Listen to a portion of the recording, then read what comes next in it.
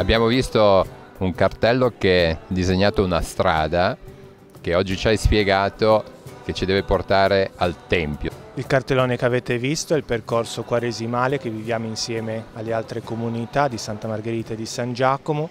È il percorso di questa Quaresima che ci accompagna verso la Pasqua, percorrendo la strada di Gesù, la strada di quel Tempio vero, vivo, che è Gesù, e l'incontro con la sua parola, con quell'acqua sempre viva che è l'incontro con Lui, che dovrebbe essere sempre rinnovato dentro il cammino della nostra vita.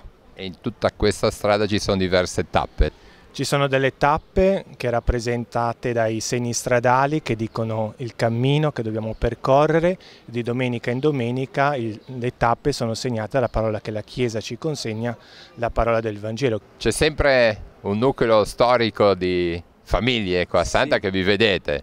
Sì, c'è sempre un nucleo storico, sperando che però c'è questo nucleo storico pian pianino si largo ai giovani. Largo ai giovani, esatto, per quel motivo lì.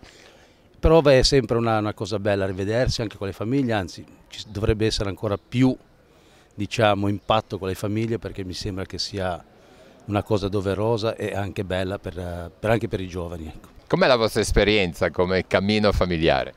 Guarda, con questo gruppo stiamo facendo un cammino proprio interessante, perché ci incontriamo non moltissime volte durante l'anno, ma una volta all'anno facciamo 3 giorni insieme su a Villa Noce. Quest'anno il tema è stato un po' l'accoglienza anche delle famiglie di nuova formazione, dei risposati, e ci siamo un po' così chiesti come fare per avvicinare le coppie in difficoltà, ed è stata un'esperienza molto, molto coinvolgente, perché c'è una sensibilità grande, ecco, verso questa problematica. È stata una bella esperienza quei 3 giorni insieme.